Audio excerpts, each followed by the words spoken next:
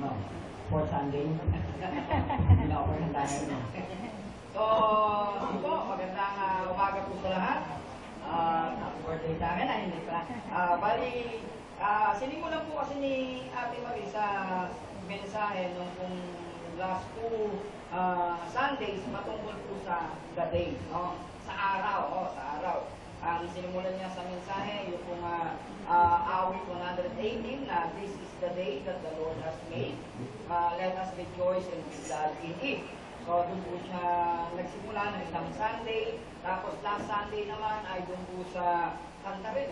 Pero patungkol din po sa day. No?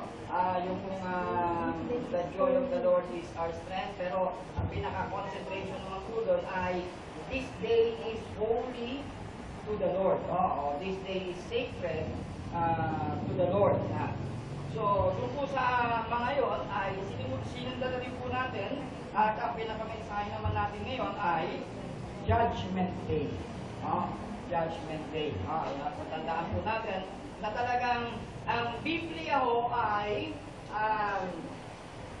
may sapat na katuruan patungkol po sa Judgment Day. Hindi man po, ayaw man po ng maraming tao na pag-usapan ang Judgment Day. Ayaw man po isipin ng maraming tao ang Judgment Day. Pero maliwanag na tinuturo ng Biblia na darating ang araw kung saan ay merong paghuhukom. Ang sabi po sa Matthew chapter 12 verse 36 ay lahat daw po ng careless words. Yung mga salitang mga nabitawan natin nung tayo po ay nagulat. Yung mga tao kapag nagugulat, nagmumura. Dapat kahit Kristyano na tayo, dapat ay hindi na rin po tayo nagmumura kahit nagugulat pa. So, meron pong gano'n. Meron pong mga tao naman na kung saan ay yung pong careless words ay yung kapag sila po ay kunwari galit, ay meron po silang mga nasasabing hindi po karapat-dapat. Kaya lang sa bukso ng damdamin, meron silang nabitawan na mga salita. Yung iba naman po dahil sa takot, ay meron po silang mga salitang nabibitawan na hindi rin po karapat-dapat para sa Diyos. Kaya kung titingnan po rin naman natin doon po sa panahon ni Gideon, kung titingnan po natin, di ba, alam po pang mga Israelita lang ang kasama ni Gideon para labanan po yung mga kalaban nila, 300 lang. Pero yung unang-unang pinaalis ng Diyos sa mga kasundaluhan ng Israel, sino po? Yung mga takot. Kaya ho sila pinaalis sa mga takot, yung mga takot, dahil sila po ay very contagious. Sa ating mensahe mga anniversary ay di contagious. Kaya lang, ang kanilang pagiging contagious ay patungo sa negatibo. Kapag ka po yung mga takot ay nangusap, minsan yung kung mga matatapang natatakot. Kaya ho medyo dapat nang i-separate yung mga takot. Para hindi sila makapagsalita na ikakatakot ng ibang mga matatapang. Bakit? Dahil yun nga, meron silang mga salita na nabibitawan dahil sa takot na hindi po karapat-dapat sa Panginoon. Kaya ulitin ko, ang sabi sa Matthew chapter 12 verse 36, na yung every, lahat, bawat mga salitang lumabas sa ating bibig na hindi po karapat-dapat sa Diyos. Kahit na sabihin natin, nagulat lang tayo, kaya natin nasabi yun. Dahil, kahit sabihin po natin na bugso lang ng damdamin, kaya nasabi yun, sabi po sa Biblia, every careless words ay ipagsusulit natin. Ipagsusulit natin. Nung ako ay bagong Kristyano rin, nung college pala, nung panahon ng college ko na sa UE, engineering ko ang kinukuha ko, ay doon po lumindol ng malakas. At doon po sa lindol na yon ay meron pong after ng lindol ay may mga nakausap akong Kristiyano. Ang sabi ng isang Kristiyano nag-aaral din sa UE ay nung lumindol, ang isip niya na, ito na yung pagbalik ng Panginoon. Pero ang sabi niya, Panginoon, wag muna. Panginoon, wag muna. Bakit kaya? Dahil hindi pa siya handang humarap sa judgment. Hindi pa siya handa. Maraming mga Kristiyano Kung tutuusin ay, kaya ho takot din pag-usapan, takot din mapag-usapan ang Judgment Day dahil hindi ba sila. No? Pero, kung talagang tunay kang Kristyano, makikita po natin ngayon na wala kang dapat na ikatakot sa Judgment Day. Amen? Wala kang dapat na ikatakot. Siguro tingnan po natin, 1 John chapter 4, simulan na po natin sa 15 hanggang 18. 1 John chapter 4, verses 15 hanggang 18. Babasahin ko po sa ESV. Ang sabi po dito, 1 John chapter 4, 15 hanggang 18. Ang sabi po, whoever confesses that Jesus is the Son of God, God abides in him, and he in God. So we, ito na po sa 16, so we have come to know and to believe the love that God has for us. God is love, and whoever abides in love abides in God, and God abides in him. By this is love perfected with us. Dito ho ang concentration natin, yung salitang, yung phrase na love perfected, or perfected love. Balikan ko lang po, 17. By this is love perfected with us, so that we may have confidence for the day of judgment. Because as He is, so also are we in this world. There is no fear in love, but perfect love casts out fear. For fear has to do with punishment, and whoever fears has not been perfected. So, bagamat Judgment Day ang pag-uusapan natin, pero ang concentration po natin, ang tema po natin ay, ang title po ng ating mensahe ay Perfected. Sa Tagalog po, yung pasalitang perfected or perfect ay ganap. Ganap. Pag sinabing ganap, wala nang kakulangan. Kaya nga ho si Santiago, ang sabi niya sa kanyang sulat, na ang mga Kristiyano po ay tutusan na magalak kayo kapag kayo ay dumaranas ng marami na pagsubok, maraming pagsubok. Bakit daw? Sapagkat dun sa pagsubok na yon ay nagbubunga ng katyagaan. At mula po dun sa katyagaan na yon, nagbubunga ng maturity. Pag sinabing mature, yun din lang po yung tinutukoy na ganap. Kapag ikaw ay mature, ikaw ay ganap na, at wala ka ng pangangailangan. Wala ka ng kakulangan. Wala nang kulang sa iyo. Ikaw ay, yun na nga, perfect na. Perfect. Perfect love. Perfected love. Ginanap na pag-ibig. So, tingnan po natin, bagamat pag-ibig po tinutukoy, pero ang view natin ay mula doon sa pag-ibig ay titignan natin yung judgment day. Kung paanong ang Kristiyano na perfected in love ay wala pong takot na haharap sa judgment day. So, tingnan po natin. Ano ba yung sinasabing perfected love? Ginanap na pag-ibig na kung tutuusin, yun po ang hinahanap sa atin. Iyon po yung dapat na mangyari sa atin, maging ganap sa pag-ibig. Sabihin niyo muna sa inyong katabi, maging ganap ka sa pag-ibig. Kaya po tandaan natin, perfected in love, maging ganap sa pag-ibig. So paano po ba nagiging ganap sa pag-ibig?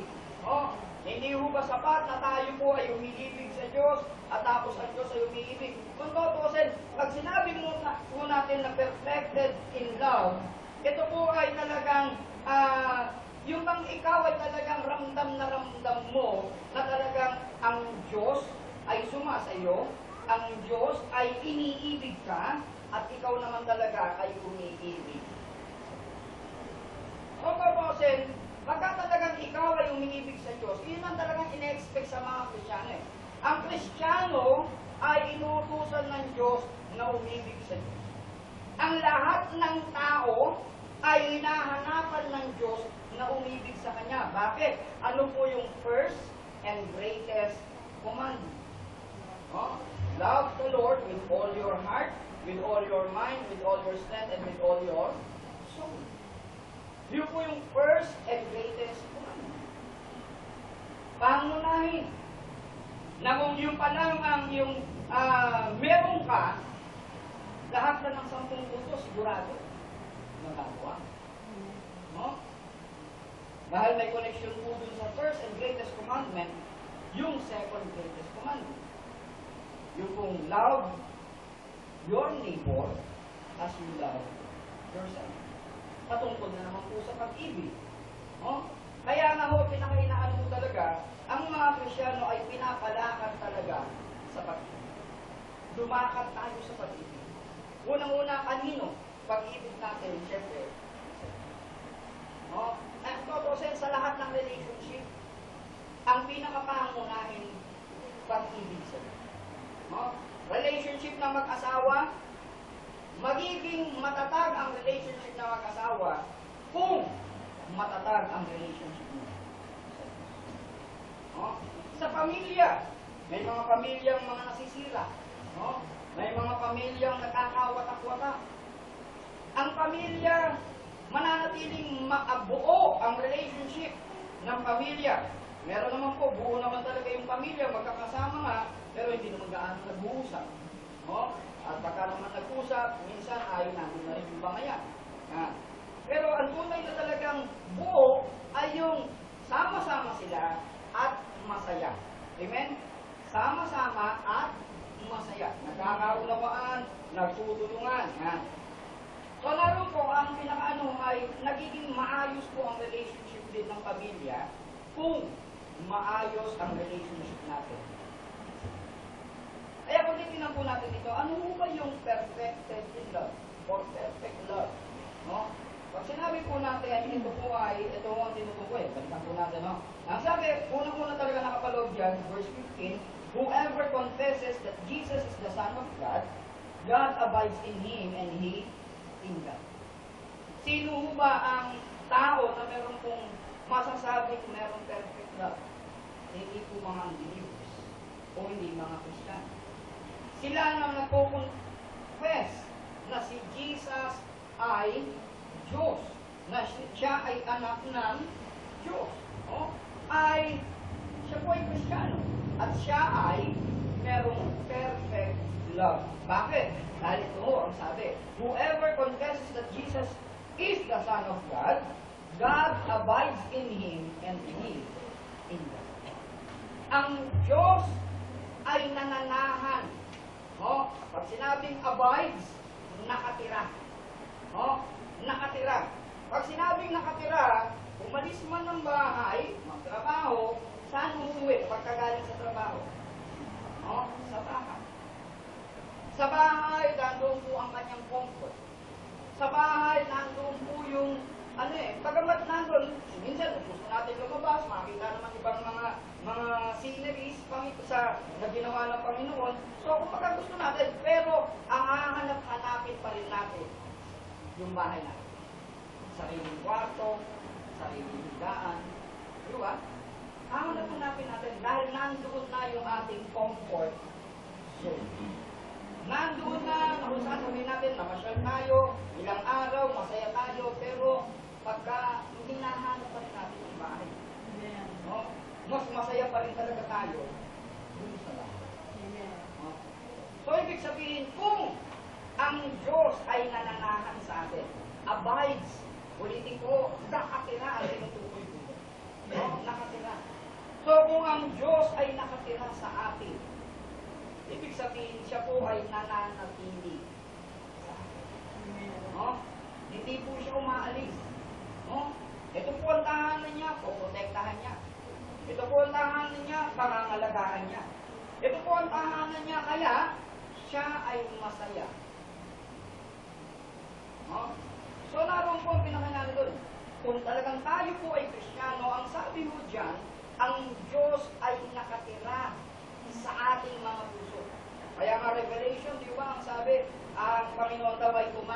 sa pintuan, no, ng ating mga puso. Na ang sino mang magpapapasok sa Kanya, hindi lang yung basta papasukin ang sabi. Ang sino mang magpapasok sa Kanya ay kasama niya kakain sa hatan. Diba? Biruin mo, pasukin mo lang si Jesus siya pa mismo may dalang ng handa. Hindi mo lang sinabi, ikaw magpapakain, kundi kasama Kanya na kain sa hatan. Siya pa may dala ng handa. Bakit? Dahil kahanin niya na yun. So, ibig sabihin ulit ko, kung talaga ikaw ay Kristyano, andito po yung pinakaano ng perfect love na kung saan ay hindi kayo magkakaniwalay. Kaya ang perfect love hindi kayo magkakaniwalay. Ang Diyos ay nananahan sa iyo, at ano kasunod, ang sabi pa rin po dito, whoever abides in love, sa 15, God abides in Him and He in God. Ikaw, kung ang Diyos ay nananahan sa iyo, ikaw din naman ay nananahan sa Diyos. So, ibig sabihin, ang kapahingahan mo ay presensya ng Diyos. Ang comfort zone mo ay hindi yung pumunta kung saan-saan. Ang comfort zone mo ay yung presensya ng Diyos. Kung saan nandun ang Diyos, doon ka mas magiging payapa, doon ka mas magiging komportable, doon ka mas magiging masaya. At kung sabi ko nga kanina, kunwari sa tahanan, namamasyal tayo sa ibang mga lugar, pero hinahanap-hanap pa rin natin yung ating sarili. Ganon din tayo dapat. Dapat ay patuloy nating hinahanap-hanap ang presensya. Sa bawat oras, dapat ang hanap natin sa presensya ng Diyos. Kahit tayo po, ano po ang ginagawa natin? Naglalaba yung iba, namamalansya yung iba, nagtatrabaho yung iba, naghuhugas ng pinggan yung iba. Dapat ninanamnam natin, sinisik natin ang presensya ng Diyos dun sa mga lugar. At kung ganun po, yun po ang perfect love na sinasabi. Na talagang alam mo na walang makapagpapahiwalay sa iyo. Walang makapagpapahiwalay. Balikan po natin, ang sabi pa rito sa 16, yung abides, kasi mga binabanggit, ilang beses binamit yung salitang abide. 16. So we have come to know and to believe the love that God has for us. God is love, and whoever abides in love, abides in God, and God abides in Him. Ano na naman po, na, kaya lang inuna naman, ikaw na nananahan, lumalakad sa pag-ibig, ay nananahan sa Diyos. At ang Diyos naman ay nananahan sa iyo. Nandoon na naman po yung pinakaano ng abides na yun. Yan. So, naroon po na doon na wala makapagseseparate sa iyo. Wala makapagseseparate sa iyo sa pag-ibig ng Diyos. Sa Romans chapter 8, kung di ako nagkakamad, 8 na po. Minsan nung si Pastor Vener Montante Jr., na kung saan naging speaker natin ng anniversary din minsan, ay yun ang pinakaano ng mensahe niya, yung more than conquerors. Doon po sa, bakit po sinabing more than conquerors tayo? Sapagkat nothing can separate us from the love of Christ. Yun po yung sinasabi. We are more than conquerors. Bakit? Sapagkat wala daw pong makapagpapahiwalay sa atin sa pag-ibig na ito. Hindi po ang kahirapan, hindi po ang mundo, hindi po ang mga pagsubok. Wala daw pong makapagseseparate sa iyo sa pag-ibig ng Panginoon. Amen? Lagi kang mahal ni Kristo. Kaya dahil dyan, lagi mo rin naman mamahalin ang Panginoon. Lagi. Kaya yun po ang perfect love. Nandun po, lagi kayong magkasama, lagi mong ramdam ang kanyang pag-ibig. Kaya yun po rin ang sabi sa 16. So we have come to know and to believe the love that God has for us. Nakikita natin, nararamdaman natin, nalalaman natin, naniniwala tayo dun sa pag-ibig ng Diyos. Bakit? Kasi nga, ramdam na ramdam natin Ramdam na ramdam natin So kung ikaw talaga, ramdam na ramdam mo pag-ibig ng Diyos, yun ang sinasabing perfected love. ganap na ang iyong pag-ibig. Ganap na. Kung araw-araw ramdam mo ang pagkilos ng Diyos, ramdam mo ang pagmamahal ng Diyos sa iyo, at talagang nag-uumapaw sa puso mo ang pagmamahal mo sa Kanya, yun ang perfect. Ngayon, tingnan po natin. Ang mga resulta nitong perfect. Mga resulta. Ang sabi po dito sa verse 17, by this is love perfected with us. Ito ang unang-unang resulta. Sa siguro 17 and 18. Ang sabi po, sa sunod po nun ay, so that we may have confidence for the day of judgment. Because as He is, so also are we in this world. For there is no fear in love. Perfect love casts out fear, for fear has to do with punishment, and whoever fears has not been perfected in love. So ang unang-unang result ng perfect love ay yung pagkawala ng takot. Pagkawala ng takot. Ang sabi ko ay, there is no fear in love. Nung ako ay bagong graduate ng high school, may niligawan po ako ni Sister Marie. Sa bagong baryo, classmate ko nung high school, nung kami ay graduate, doon po siya, pinapasyalan sa bahay nila. Bagong baryo. Sa Caloocan, doon po sa kabilang side ng Caloocan, ay pagka yung isang magulong lugar doon ay bagong baryo, ang kilalang magulong lugar. Doon naman sa bagong baryo, ang pinakakilalang magulong street, yung Evangelista Street. Doon ako pumapasya. Doon ako pumapasya. Kahit yung mga classmate ko nung high school, pagka nabantaan nilang pumapasya ako doon mag-isa, pupuntahan ko yung isang classmate namin dati, ay nagugulat, ang tapang mo naman. Ang tapang mo naman, mag-isa ka lang pumupunta doon sa pinakamagulong lugar dito sa bagong baryo. Bakit? Kasi nga yun ang sabi nila. Perfect love ay, there is no fear in love. Wala akong takot. Hear what sabi ni Malagpas, kahit daw gaano kalalim na karagatan ay sisisirin. Masunod lang yung pag-ibig. Kahit daw gaano kataas yung mundo, ay aakyatin. Masunod lang daw.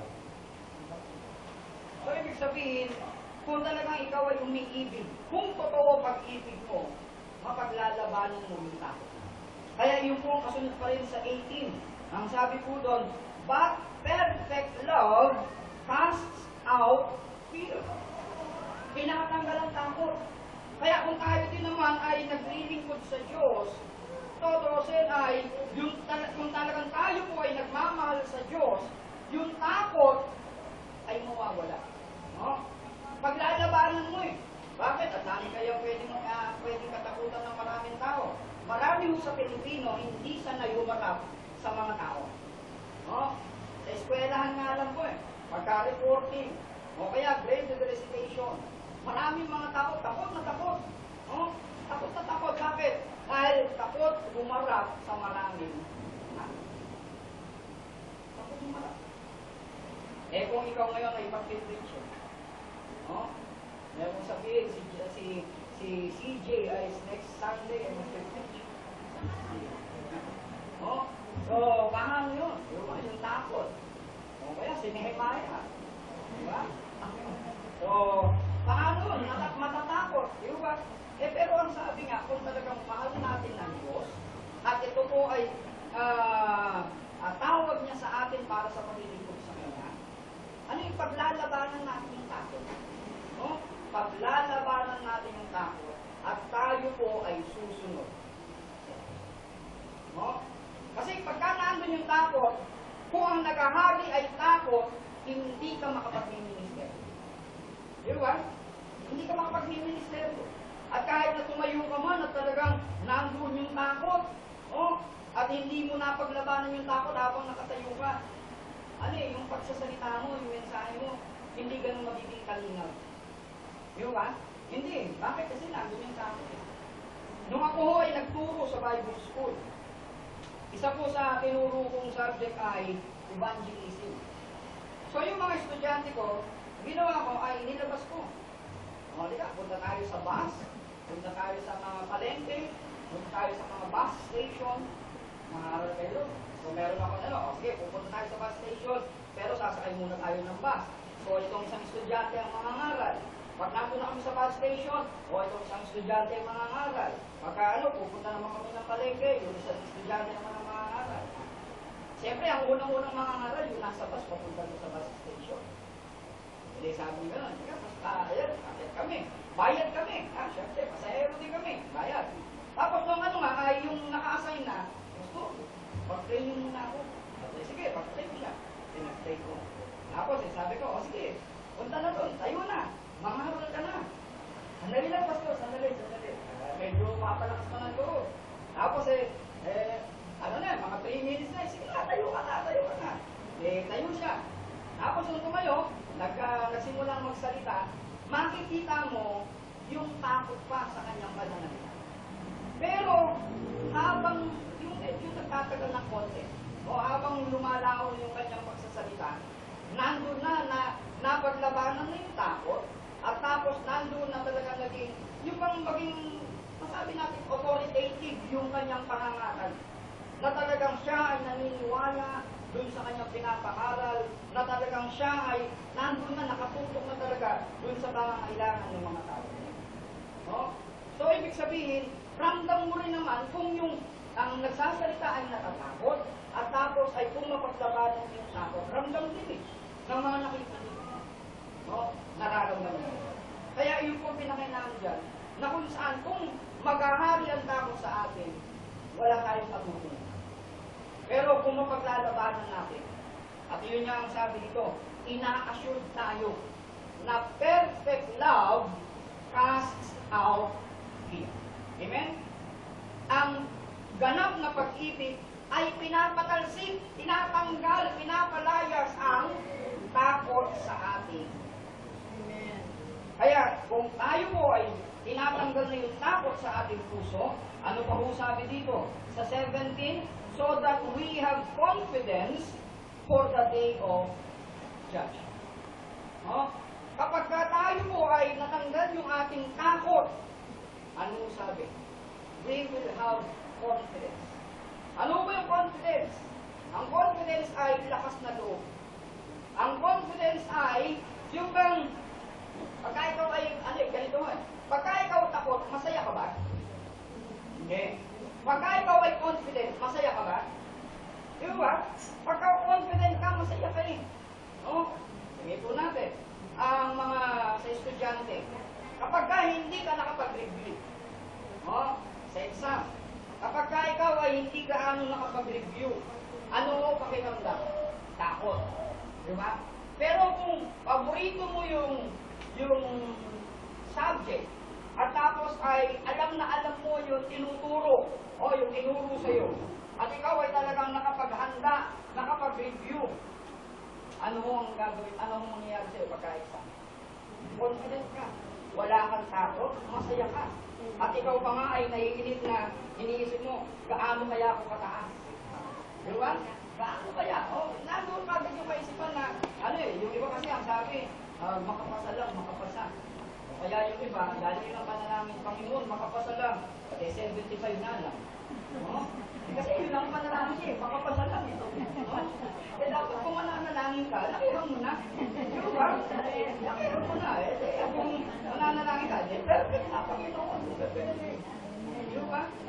Mananalangin ka rin naman, sumasagot ka ang Diyos. Sabi ko, makapasa lang. 75 lang. So, baka nandun po pinakailangan na kung saan, kung talagang nandun po yung confidence, masaya kayo. Di ba? Handa kang bumarap doon po sa pagsubok, pagsusulit. Kaya ito ho, Judgment Day, hindi po kakatakutan ng bungay na makos. Bakit? Alam mo kasi ang Diyos ay sumasagot. Amen? Dito pa lang sa lupa, ramdam mo na yung pagkilos ng Diyos. Kaya alam alam mo, pagdating ng Judgment Day, alam mo, ang Panginoon ay matutuwa sa'yo. Di ba? Alam mo eh, dito pa lang, ramdam mo na eh. Eh, syempre, pagdating dun, mas lalo kong nanabig sa iyo ang Diyos. Kaya wala mong takot kung hindi confident ka. Ang taong confident, po eh. Yung tawag doon, yung masabi natin na parang easy go lagi na pagka-confident ka eh. Oh, di ba? Kasi nga, no worries, di ba? Wala mong takot. Oh, tapos paano mo natin? Nung kami ay nasa Bulacan pa, may dumating pa yung dalawang lalaki, exam. Oh, exam week. Eh, gulat-gulat ko, sabi ko sa mga anak ko, oh, sige ha, oh, pagkatapos ganito, maglinis, ganyan. Kunin na yung mga libro, kunin na yung mga notebook, mag-review na. Wala pang isang oras, o isang oras pa lang. Huminto na. Oh, huminto na. Niligpit na. Eh, yung gamit. Eh, nagulat pa ako. Ay, Sister Marie, nagulat. Sabi ko, ilan ang exam mo bukas? Ganito karami. Oh, yung scope ng exam mo na ganyan, yung sa bawat subject mo na yan. Oh, ganito rin kahaba. O tapos isang oras lang, yung lahat ng subject na yan, lahat ng scope sa subjects na yan, ay napag-aralan mo na isang oras lang. Nagugulat kami. Nagagalit pa nga kami. O, sige, sabi ko, pagkatapos ng ginagawa ko, kairam ako ng libro, kairam ako ng notebook, tatanungin nila. Walang takot yung mga anak na mag-aaral na nga. Hindi, wala. Sila, okay lang. Kaya pagdating na nung oras na natapos na ako sa ginagawa ko, inarap ko na. Tanong ako, sagot. Alam. Tanong ako, sagot. Alam. Tanong ulit ako, sagot. Alam. Makalimang tanong nga lang yata ako. O, sige na, okay ka. Bakit? Wala na pong pag-aalala. Di ba? Kumbaga, may enjoy niya na yung iyong buhay. Kasi wala nang pag-aalala. May enjoy na yun. Pwede siya makapag-relax, pwede siya makapaglibang. Kapag ikaw ay confident, doon sa Judgment Day, hindi ka matatakot, Panginoon, kung gagawin ko. Hindi. Dito pa lang sa lupa, may enjoy mo na buhay mo. Bakit? Dahil confident ka, on the Judgment Day, ikaw ay sasabihan ng Panginoon na, well done, my good and faithful servant. Iyon ang maririnig mo sa Panginoon. Yung mga katagang yun ang maririnig mo sa ating Diyos. Confident ka.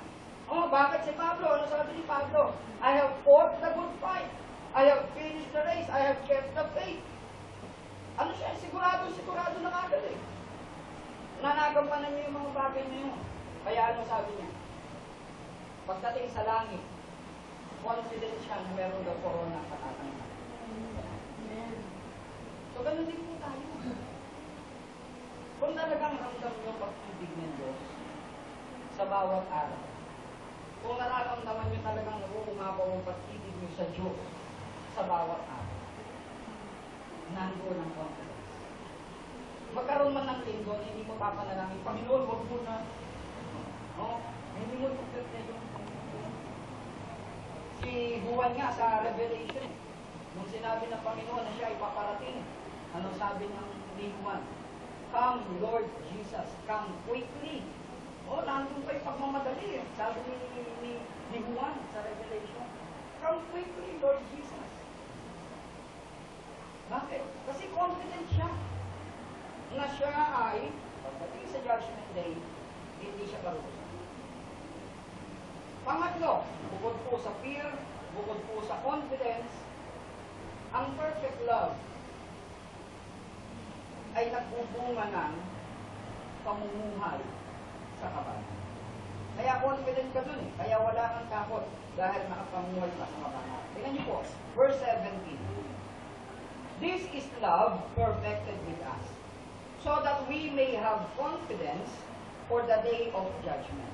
Ito, because as He is, so also are we in this world. Kung paano daw si Jesus nabuhay sa mundo. Kung paano daw si Jesus, yung kanyang karakter, yung kanyang pamumuhay nung siya ay nabuhay sa mundo, yun din daw ang ating karakter. Yun din daw ang pamumuhay natin. Ibig sabihin, kaya naging confident, kaya natanggal yung fear, kaya nasabing perfect love, dahil ramdam mo yung gabay niya sa bawat araw, ramdam mo yung proteksyon ng Diyos sa bawat araw, ramdam mo yung lakas na binibigay sa iyo ng Diyos sa bawat araw para managumpay ka, at ikaw naman ngayon, dahil sa pag-ibig mo sa Diyos, ikaw naman ngayon ay namumuhay para i-please ang Diyos. Kaya yung kung bawat pagsubok, pinaglalabanan mo, nagwawagi ka sa tulong ng Diyos, sa bawat tukso, nilalabanan mo, kaya nananalo ka sa tulong ng Panginoon.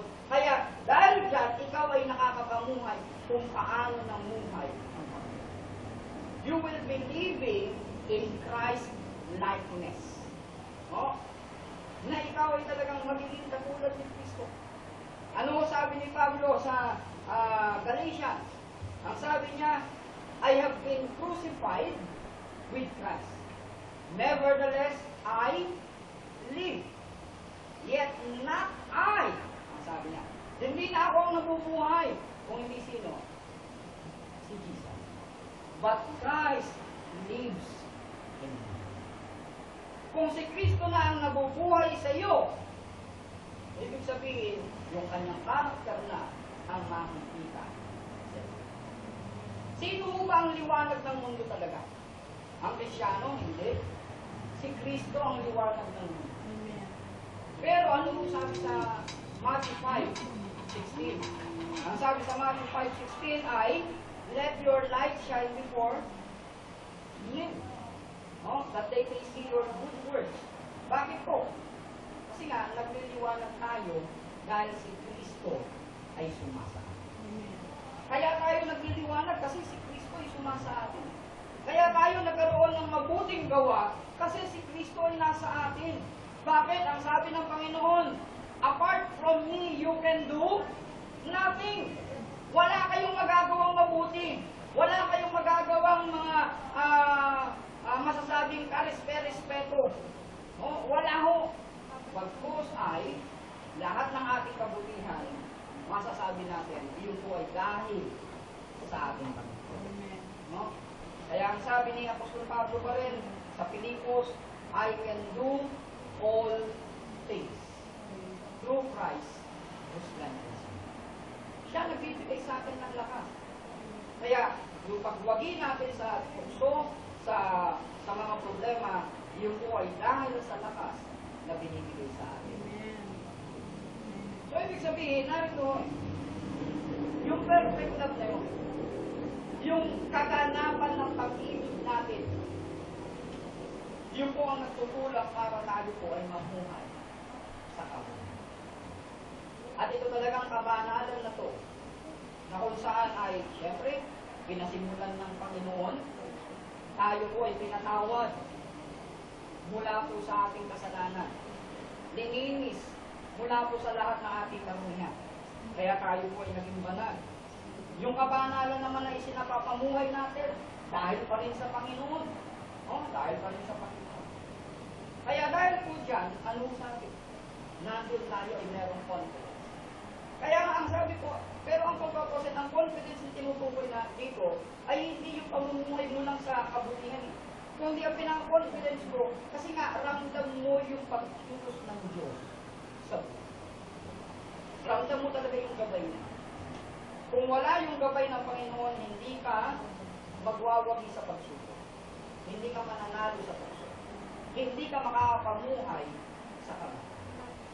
Pero dahil nandyan ang gabay, nandyan ang lakas, nandyan ang provision ng Diyos, ay talaga nakakapamuhay ka sa kapal. At dahil dyan, ay talagang may confidence ka pagdating dito. Siguro dito po ako magtatapos. Meron po kasi akong grupo sa FB na sinignihan, grupo ng mga Kristiyanong o mga ministro na kung saan ay ang mga pinag-uusapan lagi ay doctrinal, mga malalalim na aral sa Biblia. Isa ho sa napag-usapan ay yung kung kabanalan na sa mundo. meron pong, nagtanong na sinless perfection. Tapos ang sabi, editor, kumbaga anong kaisipan mo ba? So, ang maramihan talagang lumabas, wala naman talagang nagtuturo ng sinless perfection. Kaya lang, hindi po binabanggit ng mga nag-comment kung bakit wala. So, sumagot ako. Kaya walang nagtuturo ng sinless perfection dahil ang connotation doon po sa phrase na yon, sinless perfection, ay mamumuhay ka sa kabanalan at imposible na sa iyo ang magkasala. Yun po ang connotation ng sinless perfection. At yun nga, wala namang nagtuturo nito. Ang mga katuruan ng Kristiyano ay Christian perfection. Yun nga, sa ng mga Methodist ay perfect love. Ang kanilang ng perfect, Christian perfection ay nakapaloob sa perfect love. Meron po akong libro na ang title ay Perfect Love, gawa po ng mga ng isang theologian ng Methodist. So umaga natin po ay sinagot ko yun, pinanggit ko.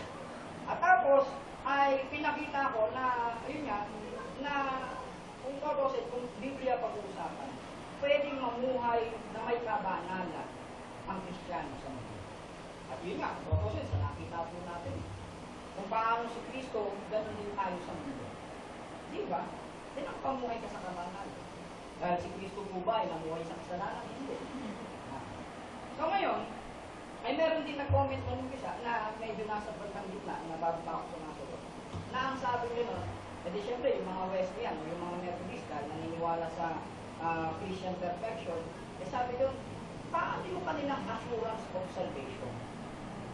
Kung sila ay naniniwala doon sa holiness, yan, pero, araw-araw naman tayo Kristiyano nagkakasala, sabi ng isa. Araw-araw nagkakasala tayo. Araw-araw nag-struggle tayo sa sin. So, kinote ko yun, tapos sinagot ko. So, nung sinagot ko na sabi nga ay, pinulog ko na talagang sa Biblia ay pwede mamuhay sa kabal. Ang naging tanong sa akin, ikaw ba? Talagang sinulat yung pangalan ko. Ikaw ba? Nagkakasala ka ba? Bumabagsak ka ba sa kasalanan? Sabi ko, oo naman. Pero hindi araw-araw. Kasi kung araw-araw, asan na yung sinasabing we are mortal bodies? Kung araw-araw bumabagsak tayo sa kasalanan, asan na yung sinasabing we can do all things? Asan na? Asan na? Wala na. Hindi na sa akin. Hindi na sa akin. So, ibig sabihin na yung point. Pwede tayong bumagsak pa rin sa kasalanan. Pero hindi nangangahulugan, araw-araw tayo bumabagsak. Ang tinutukoy po ng Christian perfection na tinutukoy talaga ay kung pwede kang mamuhay sa kabanalan sa isang araw, pwede mo sa isang araw. Pwede sa isang araw. Diba? Pwede rin naman sa isang taon. Pero kung bumagsak ka sa kasalanan, yun naman po yung sinasabi ni Juan sa 1 John na meron pa rin naman tayong advocate sa Diyos kami. Yun po ay ang Panginoon. I-confess lang natin yung ating kasalanan, matatawarin pa rin tayo sa lahat ng ating. Amen? So naroon po yun, natin yung confidence natin. Huwag ka lang mamumuhay sa kasalanan. Bumagsak ka man sa kasalanan, confident ka pa rin na patatawarin ka ng Diyos. Di ba? Confident ka pa rin na ikaw ay tatanggapin pa rin ng ating Panginoon. Kaya nga yung perfect love, yung love na nararanasan mo sa Panginoon, at yung love na umiiral sa iyo para sa Panginoon, yun ang tinatawag. Dahil dyan, bitin mo sa tatlong result na binanggit natin, mawawala ang takot, ikaw ay magiging confident, kaya kung confident ka harapin ang judgment day, dito ka lang sa lupa, pwede kang magsaya, pwede kang mamumuhay ka ng masaya, dito ka lang sa lupa. At tapos, yun nga, ay dahil sa perfect love, makakapamuhay. So, kung hanggang dito na naman, tandaan din po natin ay oras din po ng ating Santa Cena. Ang sabi po sa Biblia ay, ang sino mang kumakain ng tinapay at umiinom sa saro na hindi karapat-dapat. Ibig sabihin, may mga nagawang kasalanan, may mga ginagawang hindi karapat-dapat. Kaya bago daw tayo kumain ng tinapay, kung sa saro, siya sabi din natin. Kung na tayo po ay merong mga nagawang pagkakamali laban sa Diyos, ito na po yung oras para ihingi po natin ang tawad. Magpalinis tayo sa Kanya para tayo po ay maging karapat-dapat sa pagkain ng tinapay at pagkain. So kayo ang Panginoon po muna ang siya mag-usap, kayo ang ating Diyos.